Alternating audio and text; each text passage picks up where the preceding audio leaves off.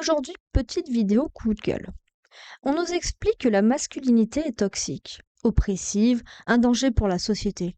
On veut des hommes sensibles, vulnérables, pleurnicheurs, bref, des chiffres molles.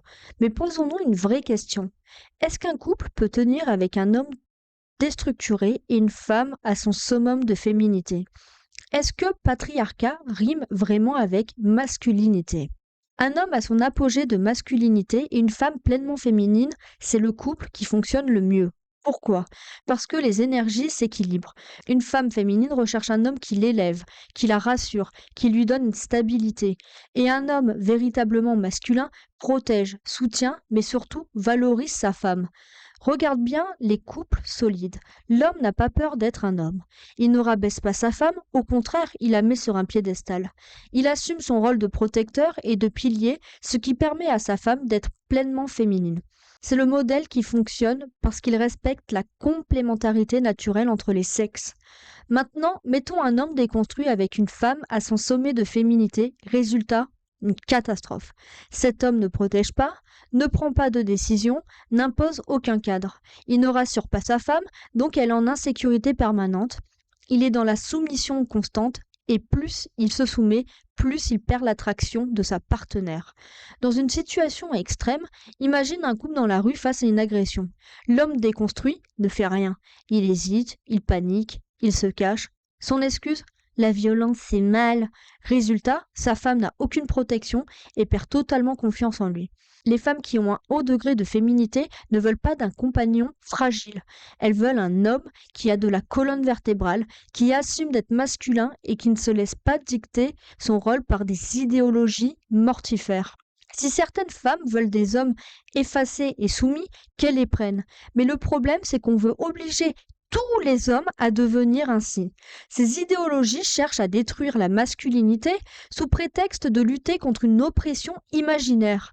Or, elles oublient que toutes les femmes ne veulent pas d'un compagnon passif, ce modèle ne fonctionne pas sur le long terme, les femmes elles-mêmes finissent par se détourner des chiffres molles.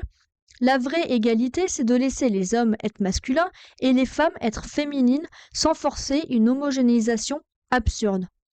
Maintenant, parlons du patriarcat et des hommes qui bâchent leurs femmes. Parce qu'on nous explique que le patriarcat, c'est la masculinité toxique et que la solution, c'est un homme déconstruit. Grosse erreur.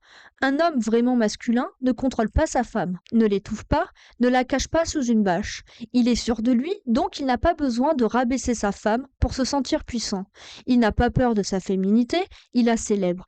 Il lui donne de la liberté parce qu'il sait qu'elle restera à ses côtés par choix, pas par contrainte. En revanche, les hommes qui bâchent, enferment et étouffent leurs femmes ne sont pas des hommes forts, ce sont des faibles, des lâches qui ont tellement peur de leur propre incompétence qu'ils préfèrent neutraliser leurs femmes plutôt que d'élever leurs propres valeurs. Un homme qui impose une bâche à sa femme n'est pas masculin, c'est un esclave de son insécurité, un dominant fragile qui n'a aucune confiance en lui. La vraie masculinité, ce n'est ni la violence, ni l'oppression, c'est la force tranquille. Un homme viril protège, sécurise et valorise sa femme.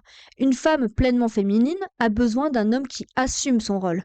Les idéologies qui cherchent à détruire cette complémentarité font plus de mal que de bien. La solution? Laisser les hommes être masculins et les femmes être féminines. Si certaines veulent des chiffres molles, qu'elles les prennent, mais qu'elles arrêtent d'imposer leur modèle à toutes les autres. Et au passage, arrêtons d'appeler masculins les types qui contrôlent et oppriment leurs femmes. Ce ne sont pas des hommes, ce sont des sales lâches déguisés en dominants. Un homme fort n'a pas besoin d'écraser les autres pour exister. Voilà, c'était une petite vidéo, coup de gueule. Si vous êtes une femme, dites-moi en commentaire si vous préférez être avec un homme qui assume sa masculinité ou avec une chiff molle. Si cette vidéo vous a plu, likez, partagez et surtout abonnez-vous pour ne rien louper.